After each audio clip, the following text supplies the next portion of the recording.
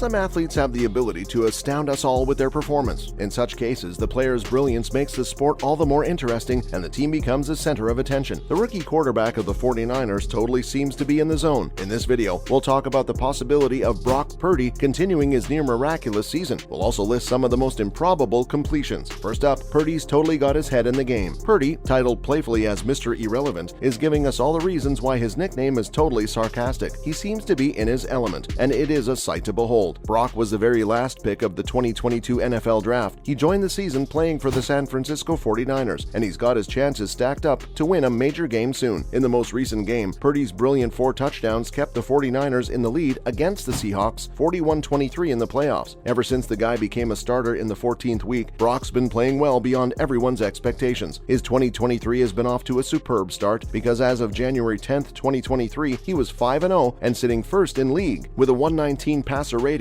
11 passing touchdowns, 8.9% passing touchdowns per attempt, and 8.885 passing yards per attempt. Let's get into things with a little more focus to see how the offense of the San Francisco 49ers has changed after their last matchup. We'll also see how Purdy's set to take his team all the way to achieving the necessary goals and milestones. Next up, the past experience against the Seahawks. When the 49ers were last opposite the Seahawks, before going into the fourth quarter, their offense had gone up 21-6. Purdy concluded the game going 217 yards with the status 17 for 26, 117 passer rating, and 2 gorgeous touchdowns. In the play, Purdy involved both Christian McCaffrey and George Kittle, and the way it was done got them into the air early. McCaffrey was roped in at 5 for 5 at 32 yards, and Kittle got involved 2 for 2 for 30 yards and 1 touchdown. Around when Kittle got his touchdown pass, the 49ers went for a double fake, so the middle of the field was opened up. Now these fakes, they take up time, but it was no issue for Mr. I've totally got it Purdy. This can also be backed up by the fact that the Seahawks defensive line only managed to create 3 pressures in their 15th week matchup. Additionally, Kittle's got more touchdowns in his recent games. He has had 5 touchdowns lately, while over the course of the entire first half of the season, he had only 4. Onwards and upwards, 49ers. Further up, Purdy and Kittle are playing the dynamic duo that can totally get you up off your seat. Purdy's got something beautiful going on with Kittle in terms of the gameplay. The dynamic that the two share has only been getting better with each game so far. Facing the Arizona Cardinals, the 49ers were in need of a score to give them the lead before halftime began. Purdy went for a brilliant 5 for 5, going 66 yards downfield, and then made an amazing ball to Kittle all the way at the back of the end zone. This resulted in the 49ers being ahead with a touchdown. Going into future games, this sort of collaborative play can totally be expected. Kittle's probably gonna get involved too. It's something that's really working for them. Next up, Purdy and McCaffrey have got it going on too. We've seen considerable play action between the two team members as well. Over the weeks already past, McCaffrey has been indispensable in the 49ers defense. The dude has scored in every single game that had Purdy as a starter. As of January 10th, he has 4 rushing touchdowns, 2 receiving touchdowns, and 3 games of 100+ rushing yards. McCaffrey's at the center of all plays of the passing game. He goes lining up out wide, he gets the ball flat during touchdowns, and he runs wheel routes out the backfield. Back in week 15, to keep the 49ers receivers from getting one-on-one matchups, the Seahawks were coming pretty strongly with heaps of zone defenses. One of the ways that the 49ers got an open space in between the zones was by going at 3 levels of the defense to the one side of the field where only 2 backs were holding up the defense coverage. What's more, McCaffrey's got offense covered for the most part, and he's got praises for Purdy. If you've been watching, you'd totally agree that McCaffrey's the man for the 49ers as far as offense and all its aspects. While utilizing play action in the passing game, Purdy had the 10th most yards with 307. He's really shown to be an asset with fluid hips while he's got to roll out of the pocket, and this is exactly where he's made some of his most amazing passes. With the success that the 49ers have so far achieved, it's super important to acknowledge the contributions of their third-string quarterback. Purdy's took away any hesitation or doubt anyone may have been attaching to his performance. He's got brilliant poise, ball placement, and just an ace connection with the receivers. When Kittle was recently asked about the important aspects of Purdy's game that helped him to succeed, he said that Purdy's just very smart with the ball. He explained further that Brock doesn't let the ball turn over, and that his quickness helps him get out of the rush. Plus, Kittle highlighted the fact that Purdy keeps his eye on all the plays and makes sure he's ready to deliver whenever the opportunity presents itself. Now for the fact that Purdy's got everyone totally impressed. Purdy got Kittle down in history as Kittle became the only 49er tight end since 1970 to get 2 or more touchdown receptions in consecutive games. He's also the first team member in the franchise to manage the feat since Terrell Owens. Moreover, Fred Warner's totally not surprised by the quality of Purdy's game. He said that people keep asking him if he's surprised about how Purdy's doing and about all the other things as well, but his response was no, he's really not. Fred feels that Purdy's does precisely what the head coach Kyle's requirement from him is, but he finds it pretty awesome that a rookie's taken up what is expected and has assumed the leading role with such confidence and grace. Purdy's the second quarterback in all of history to log in at least 2 touchdown passes in 6 consecutive games. The other one before him was Justin Herbert, who managed it in 2020. Additionally, he's the third quarterback to aim for 11 touchdowns in his initial 5 games following Dan Marino's lead. Also, Purdy's the third rookie in NFL quarterback history to achieve 5-0 in his first 5 starts. Coming up next, it's all eyes on the prize around here, folks. Purdy's positioned to very effectively lead playoff games in the future. It can be expected that the player is going to have no issues where performance is required. Plus, he's totally ready for it as well. When asked about the Super Bowl title, Purdy replied in the affirmative and stated that that was the obvious main goal. He said that it's been the objective ever since the guys on the team played in the last year before everyone, including the rookies, even got here. And so that was the focus and the most important goal of all. Further up, Purdy's totally earned his place. John Lynch said that from the first day, Purdy's gained the confidence of the team and the fans with the way he's carried himself. If there were boxes to be checked as he proceeded through his career, he would have ticked them all. He's shown in no uncertain terms that he's got the ability to utilize his eyes and body to deceive the linebackers. All this is on top of his ability to make quick decisions and show the subtleties of his play. When Purdy was selected by the 49ers, Shanahan drew a parallel between him and the former San Francisco backup named Nick Mullins, but it became apparent fairly early on that Brock had more athleticism and a stronger arm. Purdy was included in the starting lineup in Week 13 against the Miami Dolphins, and he made his first start in the NFL opposite the Tampa Bay Buccaneers. Lynch further said that if he were asked if he knew just how well it would all go, he admits he wouldn't have predicted it, but he did admit that Kyle was very calm about letting Brock play, which gave him confidence, and so if the guy who's with the player is confident, then that's pretty reassuring. Moreover, Lynch finished with the fact that Purdy's earned confidence every step along the way. Keeping in mind all of this, let's look at some of Brock Purdy's most unlikely completions in the 2022 regular season. According to the Next Gen Stats at the NFL.com, let's list Purdy's brilliance. The 15-yard completion in the 7th week. The 15-yard completion in the 7th week to Ray McLeod. A nicely done pass, like a bullet to Ray